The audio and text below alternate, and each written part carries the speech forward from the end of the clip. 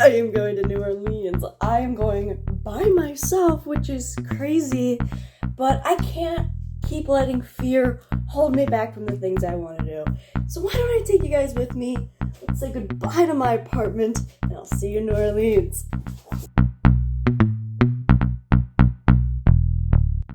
I'm in Illinois now, and I went to use the bathroom and get some coffee, and I saw someone pull out, of the gas station with it still in their tank and pulled the thing off. They're, retachable for that reason, but, this is why you check. This is why I always check before I pull away. I haven't been taking very long stops. This is my third stop, mostly just to go to the bathroom. Second one, I went to the bathroom and got coffee because I didn't sleep very well last night. And then now this one, went to the bathroom, got gas, and got water. So let's go. I am at an actual rest stop. I'm having my plant-based cheese and crackers as a snack because I should probably be eating. I'm not actually that hungry, but I've also had coffee. But I haven't eaten since 10:30. And oh hi, there's a little guy. He scared me. The movement scared me. Hello. Look at the little guy. Look at him. Hi. We're gonna eat lunch together. Anyway, so it's now 4, almost 5. It's 5:30.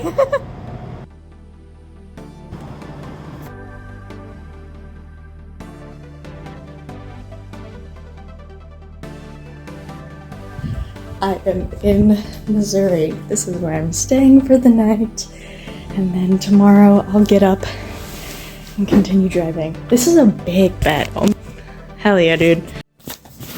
I have never spent a night in a hotel room alone before. Only been on trips with my family.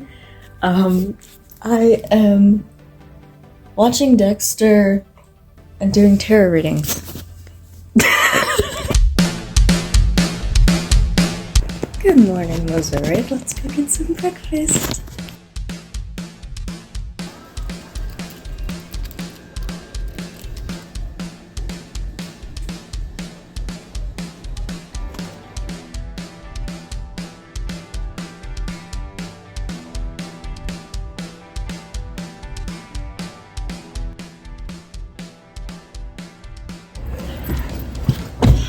All right. Time for another day of driving 9 hours. Let's go.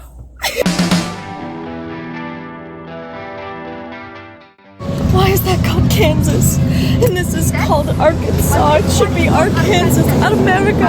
What is wrong with you? Explain, what do you mean in Arkansas? Okay, guess where I am.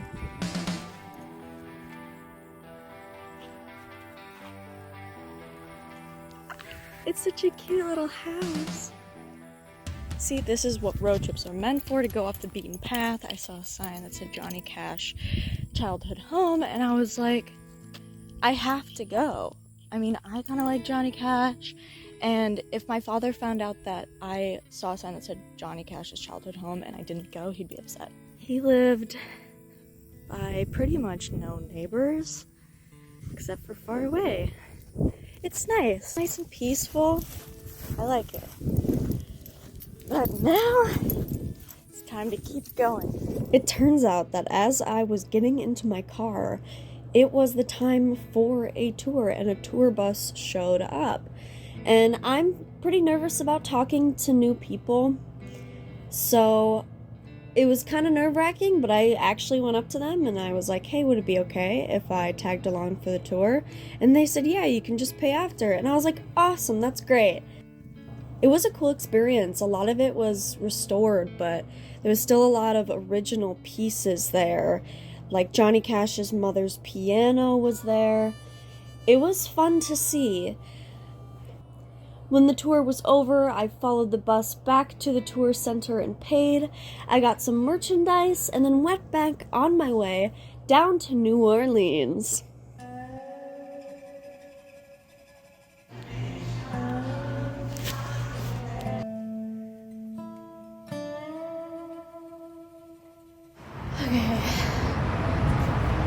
I gotta take a break.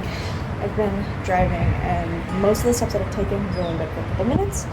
I'm gonna do a little bit of yoga because my back hurts.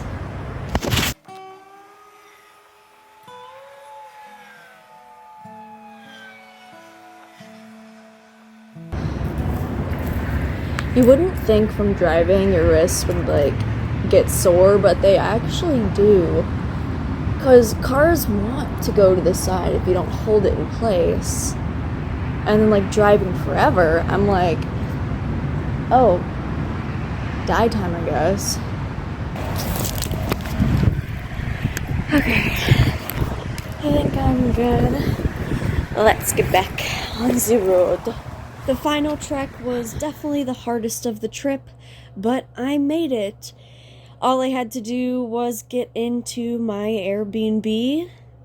I didn't record anything when I got there, because I got there like 8ish and I was like, alright, I'm tired, and I went to bed. I'm here. This is crazy. Never been on a trip by myself. Now I'm just waiting for the bus so I can go get breakfast and then go to the convention. I suppose I haven't really specified what I was doing on this trip. One day on Instagram, I saw that there was a Creation Entertainment convention going on, and I thought to myself, well, I've been wanting to travel for a while now, so this gives me an excuse to do it. New Orleans was on my bucket list of places to travel in my life anyways. Day one was the location tour of Leverage Redemption. I was extremely excited. It was so much fun. I mean, this is the industry that I'm most interested in and passionate in, and going to see sets that were already like taken down because it was just a location that they previously used was enlightening, because you get to see how much it transformed from this empty park to this prison. It was an amazing experience, and I'm so glad I did it.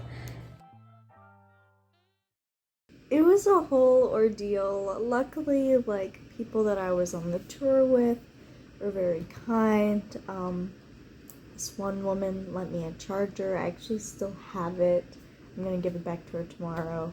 Unfortunately, I somehow started walking the wrong way, even though while my phone was alive during that time, I was looking at the streets to be like, okay, I'm at this street corner, even like looking up places that I was seeing to like make sure that I was right, and somehow I went the opposite way. Like, I was so confused. Like, I don't even know. I'm still confused. So I was just like, okay, I have to get a Lyft. I didn't want to, like, get a Lyft or an Uber when it's just me here.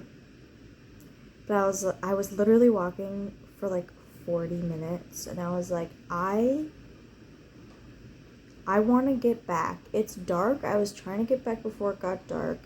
So I got back safe. I got back with my phone alive.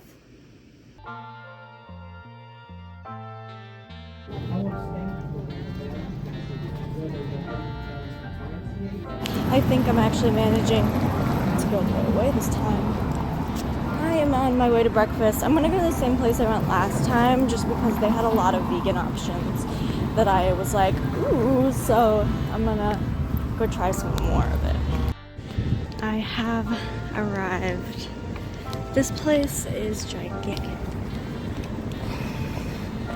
And it goes like all the way down there. I hope I don't get lost.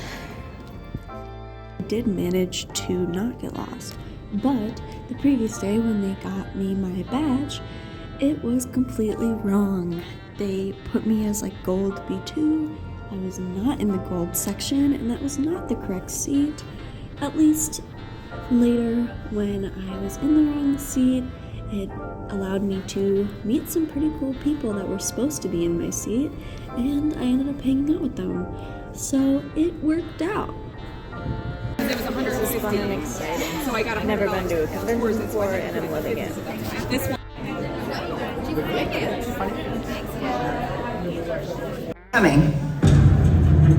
There comes a point in time in every librarian's life when he has to deal with the downside of being a superhero.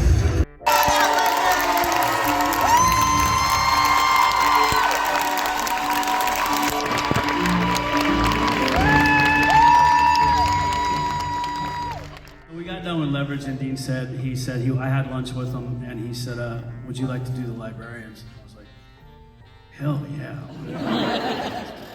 Once the main festivities were over, I found out that the pass I had bought actually let me go to the Christian Kane concert that night. So I had an hour to kill before then, and the people that I had just met asked if I wanted to go to dinner. No. And of course I did, because I was starving. I've only seen Leverage, but my mom loves like the librarians. So, and me and my mom are the same way. We're like, she doesn't care about conventions. So, like, she didn't come with me to this one, but like, like she loves the shows though. Then it was time. So, Mr. Christian Kane. I thought, listen, I could come out here and just like, jam on it, but 2, 3. He doesn't know what we're doing.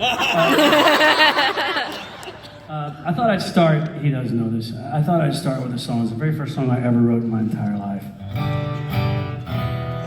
And I thought that, and I wrote it by myself, and Hank one time he goes, hey man, I love this song. So I said, well, yeah, let's play it. So some of you may know it, we played it before. It's called Track 29.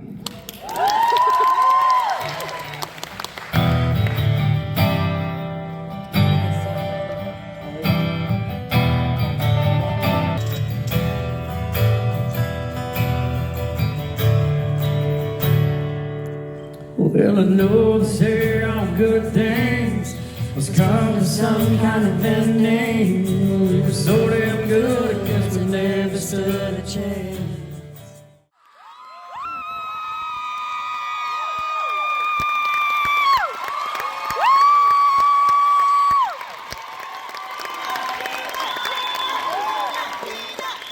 It's the first time I've seen this guy play in a long, long time, and it just warms my heart to be sharing it with you guys. Somebody might have just called out my favorite song. House Rules.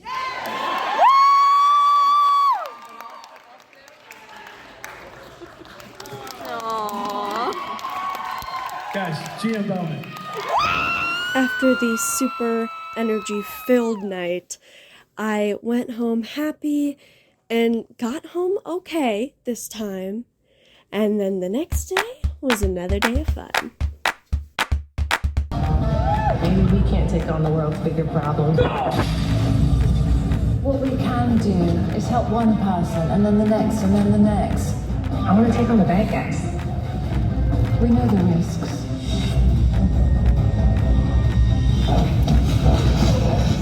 Oh, hey, high five. Don't do that. This is the Leverage panel. I am so excited to bring on stage with me Gina Bellman.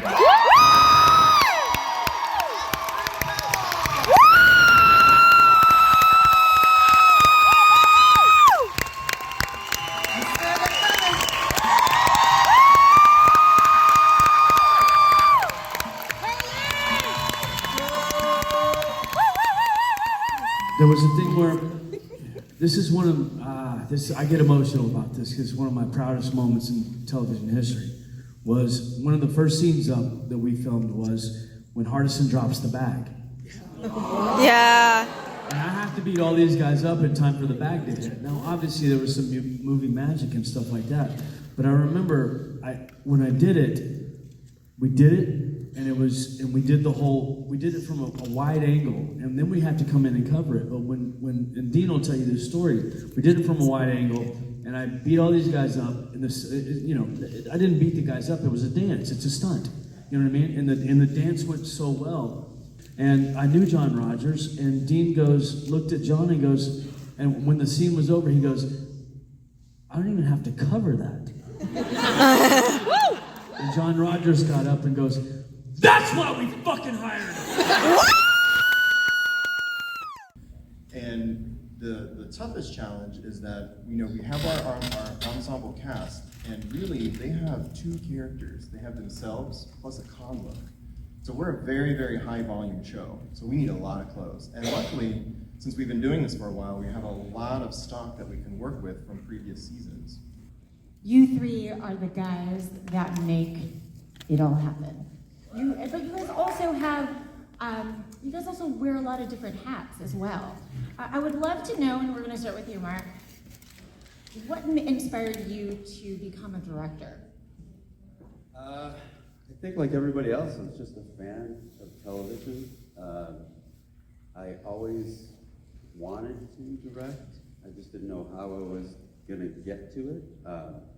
But fortunately, I met Dean and his partner Roland Emmerich back in the 90s. Hello, boys, behind the wheel, chasing down bad guys in Lucille. Now, when I planned to come to New Orleans, I wasn't sure how much night on the town I would get unless I befriended some people, and luckily I did. So that night, we went out in Bourbon Street, as I am 21 this year and can do it. Thank you, Detroit! It's great to be back. Thank you. You're good. Sorry. No, you're fine. Wander around.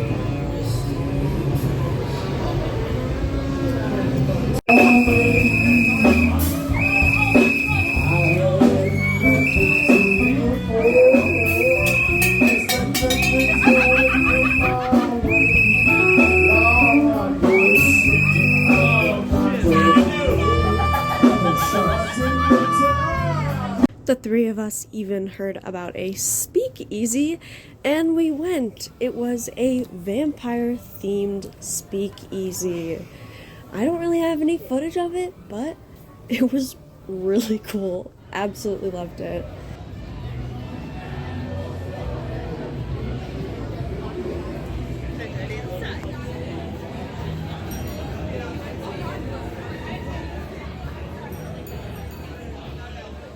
It was definitely the best night of that vacation, and it was really good to end on a high note because as the next day, it was time for me to head out.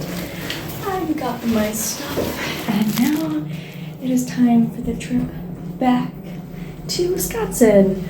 Also a 2-day trip, but still.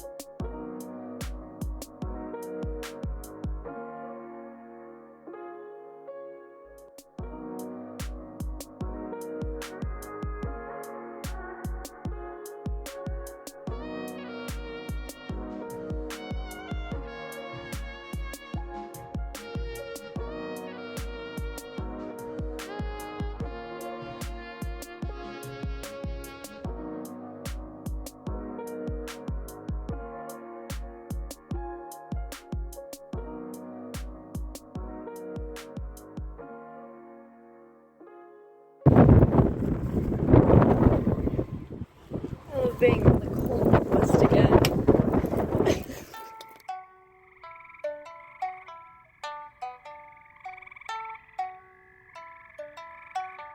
It is very strange driving from somewhere so freaking warm to somewhere so freezing, but Wisconsin is beautiful. It truly is. It's beautiful in a different way. Got that Midwest charm.